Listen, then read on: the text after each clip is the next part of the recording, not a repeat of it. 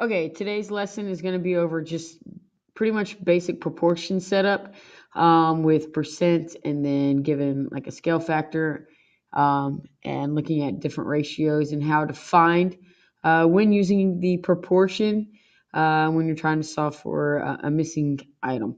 We're going to do this on page 85, so starting on 85 and tomorrow's date or today's date, depending on when you're watching this, is October 11th. So when you get that into your table of contents, please make sure you turn to the page that you're going to start writing proportion informational. Okay. And hold on, let me pause this. All right, so it skipped to not being able to see stuff. So here we go. So proportion, you can find a percent given a part in a whole. This is your percent proportion where you have a part over whole equals to a percent over 100. We've already discussed this. Your part over whole when looking into the words into your word problem structure is you're looking for is over of. All right. So first example is that we have out of the 25 students in Mrs. Green's class, 19 have a pet. What percent of the students in Mrs. Green's class have a pet? So since the question is asking for the percent is where you're going to put your variable, your x. Okay, here's your out of, so this is going to be your total, your whole, 25. You're given that 19 of them have the pet. So your part over whole is 19 over 25. Okay, so we're using our is over of. And we have our 19 over 25. Okay, and then we're looking for the percent over 100. All right, so 19 over 25, x over 100. I know that 25 times 4 gives me 100. So 19 times 4 gives me 76%. So x, your percentage, is 76%. Okay, this is looking for the equivalent fraction or ratios. So when doing that, especially with 100 and stuff, that's going to be one of the easiest ways, especially if something can go into 100. Okay, so another jump again. Here we go. So finding now a whole given a part and a percent. So you're looking for the bottom number or the of when given a part is and a percentage.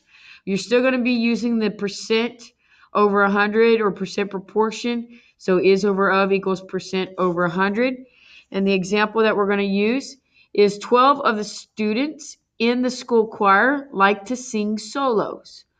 These 12 make up 24% of the choir. How many students are in the choir? Okay, so when it tells you that 12 make up 24%, that's 24% is not 100%. So that's telling you that the 12 is the part of your fraction. Okay, also a key is that when given a percentage, you're going to be looking for one of the is or the of. So, because 24% can only go in the percent spot. All right, 12 could then only go in either the part or the whole, and so you just have to decide. That's a lot of times the most difficult part for people is to decide when given that percentage, what does this number really mean? Is it my part or my whole? Okay, so I've just told you 12 is not 100% because it's saying that it is 24%. So this can't be your whole number. It has to be your part. So when we set it up, we do 12 over x. Okay, how many students are in the choir? Not a piece of it, all of it. So that's what we're looking for. 24 goes over 100 because that's my percentage. Here, I do know 12 times 2 gets me to 24. Okay, but x times 2 gets me to 100. So that would be a reverse. 100 divided by 2 gets me. But I want you to see when you cross multiply 100 times 12 and x times 24, you get 12 times 100 equals 24 times x. So 12 times 100 is 1,200, and then you get equals to 24x. And in order to solve for x, because this is a one-step equation, you divide both sides by 24. 1,200 divided by 24 gives you that x is 50. 50x. Let me readjust. It's at a weird angle. There we go. Okay, 50 is your x. And that is how many students are in the choir. So 50 students in the choir.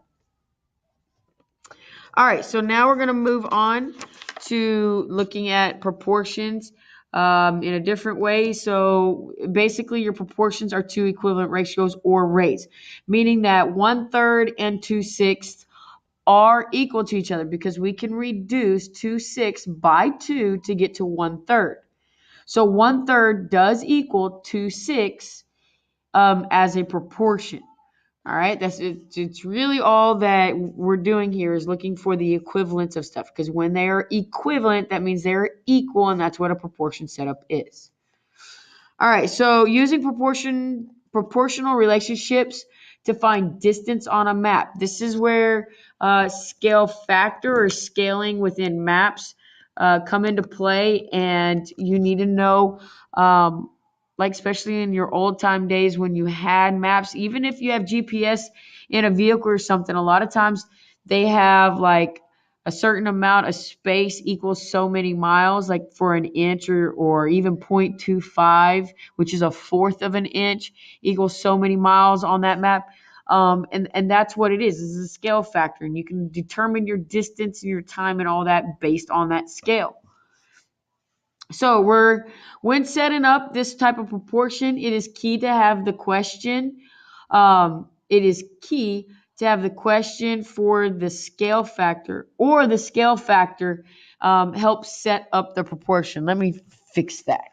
So when setting up this proportion, it is key to have the question or scale factor help set up the proportion. So what I mean by the question is it's going to state inches to miles or the actual distance. That's telling you what you're looking for.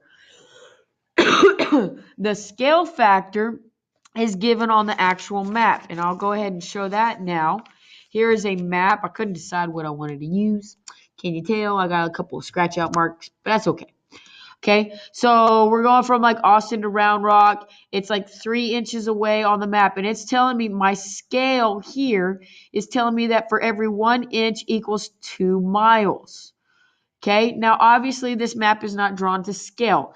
This is barely even 1 inch according to how you can measure it with your fingers. We're just using this as an example to get the gist of the question. Okay, so this is what I mean by have the scale factor help you set up your proportion. Scale factor 1 inch equals 2 miles. Your equals is your setup for the ratio, your division bar, 1/2. So when we start setting this up, the distance is shown on the map in miles. Okay, the scale is given at the bottom. What is the actual distance in miles? So we're looking for the actual distance. When we start setting it up, we set up that, here, I just want to cover it, that 1 inch equals 2 miles. So 1/2, that's right here. Okay, we are looking for how many actual miles it is, but we're given the 3 inches. Notice we have inches on top for both of the ratios or rates. This is actually considered a rate. And then miles on bottom for both sides. It is very important that we keep the labels the same, the units the same on each side. Whatever you put on top, you put on top for the other one. Whatever you put on bottom, you put on bottom for the other one. Okay, here you could simply do 1 times 3, and I'll go ahead and do that. So we have 1 to 3, and that's a multiplication of 3. So 2 times 3 is then 6 miles, okay? Or you could simply do your cross product. 2 times 3 is 6, because when you divide by 1, 6 divided by 1 is 6.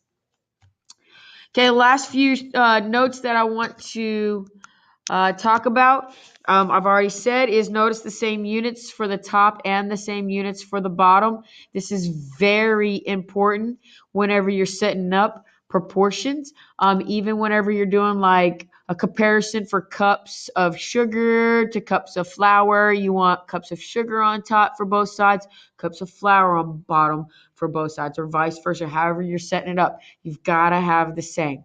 All right, and the last but certainly not least, the question will always state the setup. For example, how many miles per gallon would be miles over gallons? All right, we're going to do plenty of examples tomorrow in class. Be ready to talk about these types of questions and move forth with what we talked about even yesterday so that we can get proportions set and going. And then we'll move on eventually to converting measurements. See y'all tomorrow.